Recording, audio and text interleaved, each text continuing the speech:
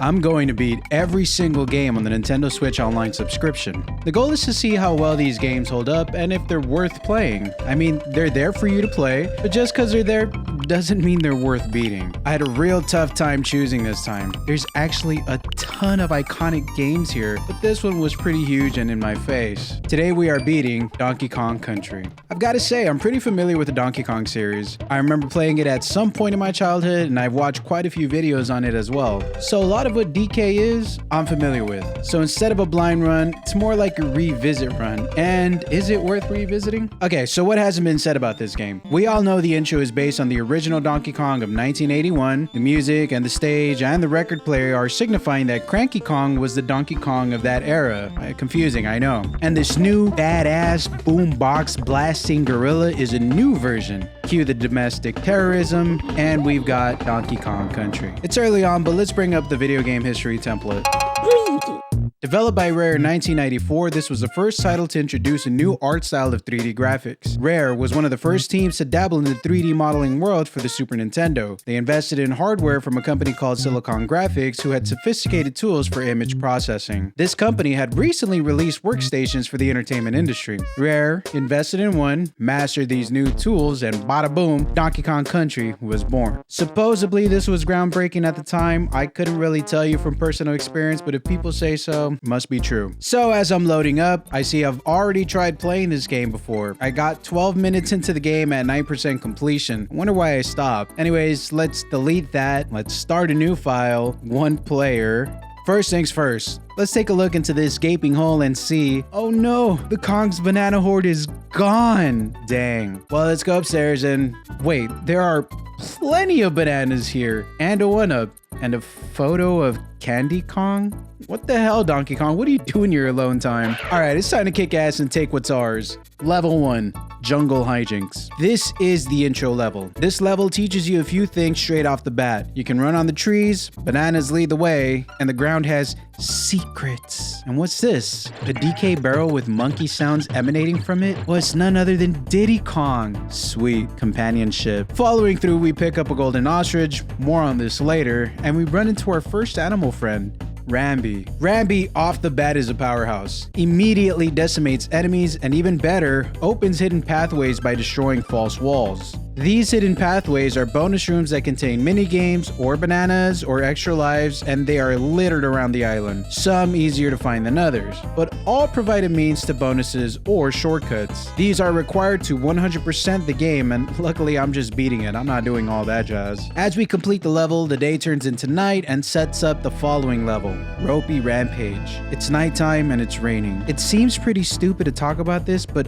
honestly, having rain in your level like this was unheard of in the NES era. What seems really small and unimportant was actually groundbreaking. I want to refer to my Why Smash is #1 video, and honestly, the jump in technology diminishes the accomplishments video games have gone through in the past 40 years or so. Anyways, this level also introduces ropes that you can climb and ropes that you can swing on. Here we find our first checkpoint, Barrow. Anytime you lose a life, you'll be teleported back here. And trust me, these are really important as the game progresses. So earlier I mentioned the Groundheld Secrets. The ground will sometimes carry markings like this. This is an indicator that there's a hidden bonus under here. The way to get it is to fall from a large enough height to burst open the ground. And once I did here, I found a golden frog. We'll get into what these do, but just know you'll need 3 of them. As I headed to the exit, I did this quick little maneuver to grab this letter G. And that would be the last letter for the Kong letters, which grant me an extra life. These letters are in every level, but get much harder to find in the later stages. Next, we visit Cranky Kong, where he gives us some tips I don't read and whacks us with his walking stick. Gee, thanks. Reptile Rumble. The first real secret barrel was found here, and with that, a bunch of other barrels that kinda shoot you around while you collect bananas. It's all automatic, but it's fun nonetheless. Not much else here, cleared it easy. Coral Capers.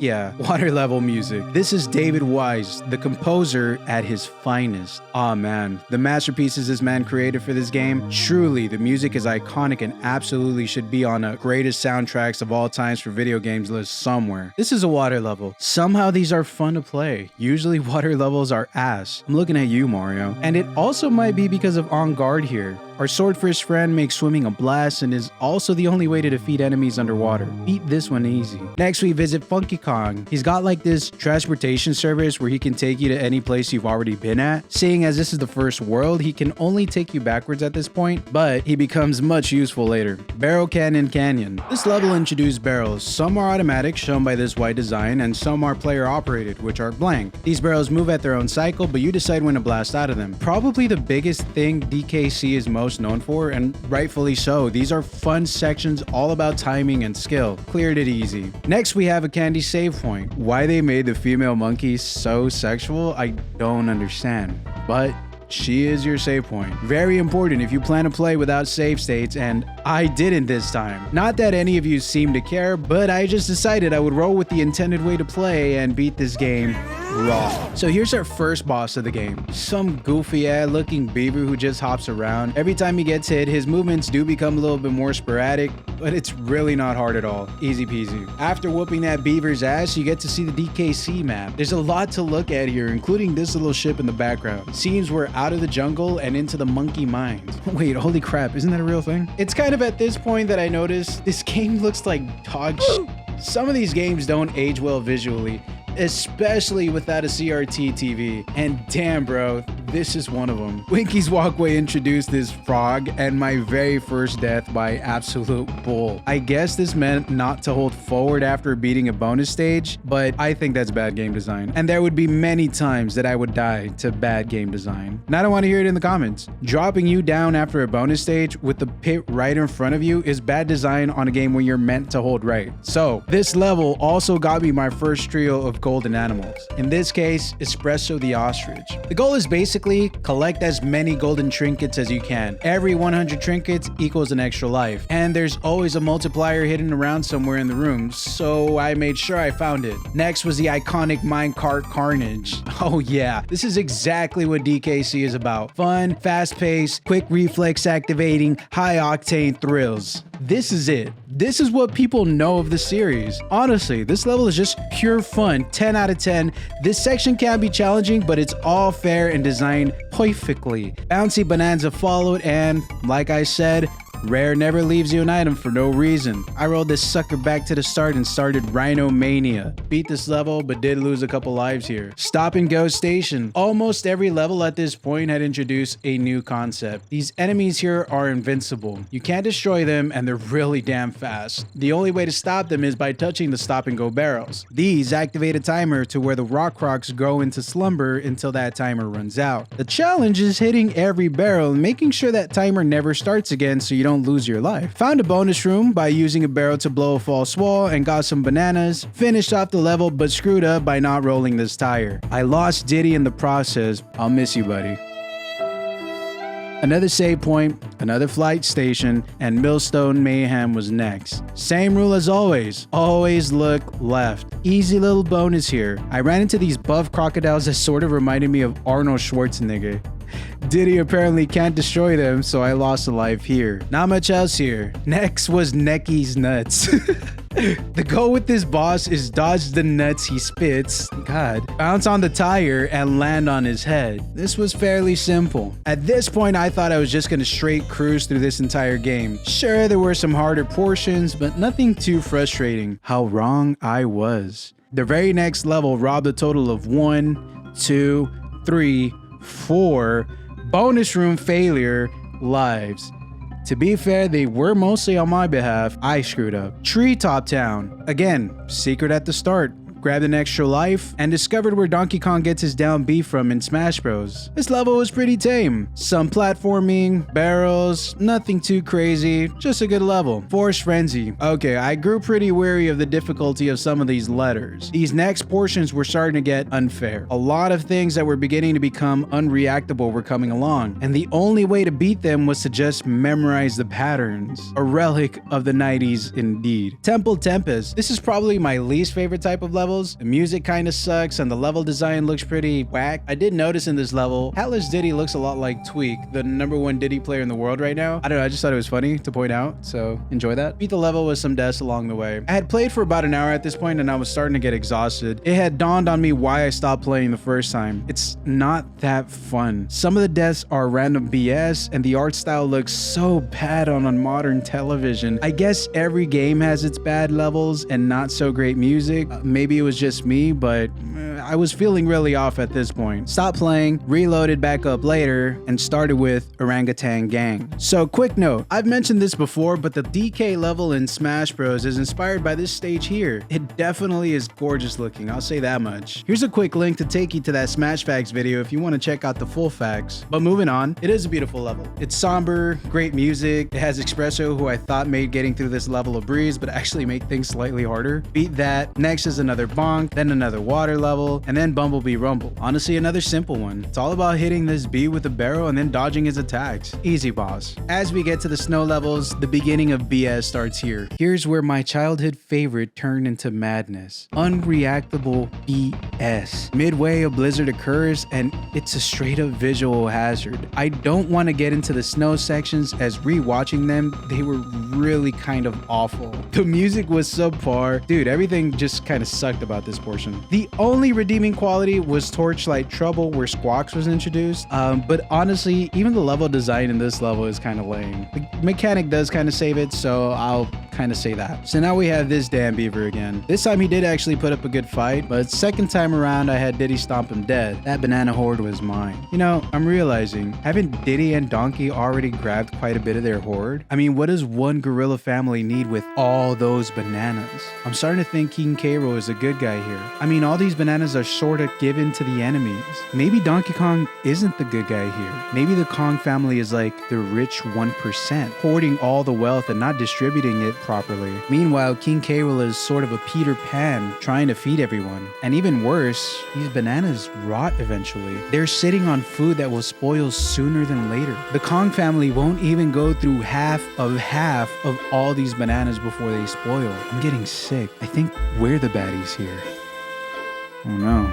Well, I guess I'll continue this fascist, capitalistic journey to starve the K. Rool gang and get into Oil Drum Alley. So the new mechanic here is oil drums. Some turn on and off, but it's a pretty straightforward level. This happens to be a good one, even without all the flashiness. Trick Track Trek is a precursor to a much better level ahead. However, before that, I had to deal with two boring and tough levels that just robbed me of lives. Again, these levels got brutal and surprisingly unfair. I mean, these set you up for failure. Games in the past were hard to keep you playing, but in today's world, like, they're just painful. The last level before I called it quits again would be a minecart level. Fun as always, but there's only so much I can say about a given level. But timing jumps, hitting enemies, dodging obstacles, just basic platforming is absolutely awesome. Minecart madness does not disappoint. However, by this point, I only had 5 lives. I remember having 30 like not too long ago. So I remember what Cranky had mentioned earlier in one of his tips, and I realized this is what Funky is for, to take you back home to grind for lives. I feel like this happens to us in real life, right? Like tough times, you go back home, you grind for a bit before you head out again, like pretty surreal. So anyways, I'm back at the house, just literally grind this level like 5 times or so. And honestly, this is like such an easy way to just farm lives. I was pretty sure I was going to beat this game without getting a game over, and I did it without using save states. That's absolutely poggers of me. Worth a sub and a like, I'd say, and a share, and a comment, a positive comment, and a like. If you want. By the end of all this grinding, I ended up with 35 lives. Yeah, baby. Take the plane back to where I was and finish up this conquest of being the top 1% of banana earners. Elitist capitalism feels really good when you're the rich pig.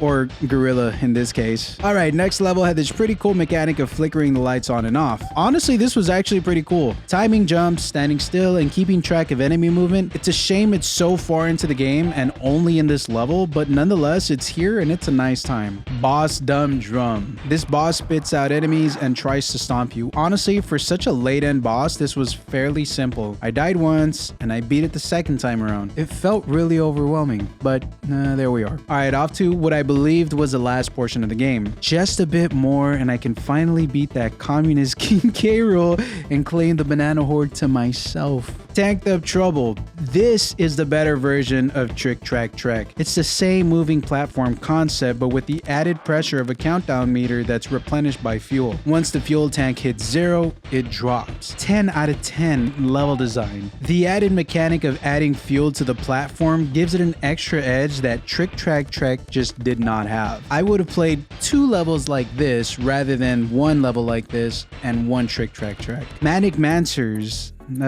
kinda boring. Misty Mine, also pretty lame, I guess. Loopy Lights was an interesting one. They had the same concept as a stop and go station, but this time with lights and being able to see the stage. These claptraps also jump when you do, so timing your own jumps is tantamount to beating this level. Overall, it's a solid implementation of the past mechanics and done pretty well. 8 out of 10. Platform Perils. We're nearing the end, boys and girls. Solid level design here. Moving platforms that will fall and leave you stranded unless you're constantly looking at where to go next. This has got to be one of the funner levels, although it can get confusing on where to go exactly. As always, follow the banana trails. They lead the way more often than not. And the last boss, Necky's Revenge. This dude straight leveled up. He wasn't a challenge before, but damn, the speed of his nuts, the height of his neck, the amount of nutting. He was looking to end my career. But after a few tries, I kind of mastered the timing, and the next runarounds kicked the shit out of his neck. He had no chance, neck and all. And we're here. We finally board the pirate ship and meet King Communist Rule. I think that's what the K in the middle stands for. Correct me if I'm wrong. And he looks funky. What the hell? Damn, I'm glad they redesigned him a little. First wave, he tosses his crown just like in Smash. I'm loving the references here. I don't think I realized where that move actually came from till just right now, but damn, Sakurai is such a king. Anyways, second wave has cannonballs falling from the sky. Dodged those, jumped over his crown, and stomped on him again. He's out cold. Roll the credits. Well, the false credits. I think we all saw this one coming. Final wave. Basically the same thing, except now he jumps in strange little patterns. And maybe I got lucky. This pattern was really simple to avoid. I stomped on him again and beat him. Wow, that was super simple. I felt Necky was a harder battle. I think I got really lucky here because I don't think this should have been that easy. Cranky gives us a congratulations and then talks about how he could have done it in one life and found all the secrets. Basically a way for the developers to tease you into playing longer and getting your money's worth. Sorry, Rare, but it's 2022 and I got other shit to do. That rhymed. Cue our banana horde, which by the way means we won capitalism, and roll credits. So my thoughts on this game is probably going to upset some of you. I think it's worth playing for about 20 minutes. I really realized why I stopped playing this a long time ago. It's aged really poorly. It was the first DKC game, so I can see a lot of the flaws that the sequels ended up fixing, and it was a pretty historical game. The first to do pre-rendered 3D graphics and basically set up how great the Super Nintendo could look. The music is also another great feature that actually didn't age. I mean, it's also hard for songs to age over time. We still have jams that we like listen to from like the 60s, and I mean, Beethoven's still a thing, right? Sort of. But yeah, a lot of unfair deaths. The visuals look pretty bad as it is the first of its kind, and it just feels really repetitive, really fast. There's not a lot to keep you engaged, even with new mechanics introduced in nearly every level. So honestly, I give this an overall 5 out of 10. I would only play this if you're interested in the series, or you're interested in the history and lore of it, or if all the levels are unlocked and you want to play the fun ones only. But other than that, I don't think I'll ever spend my time on it again. I'm sorry if that's not what you wanted me to say, but if you feel differently, I play it again and then tell me if you feel what you still feel today. But if you enjoyed this series, make sure you like and sub. We will be tackling the Genesis next, so make sure you keep a lookout for that. Much love and see you next time.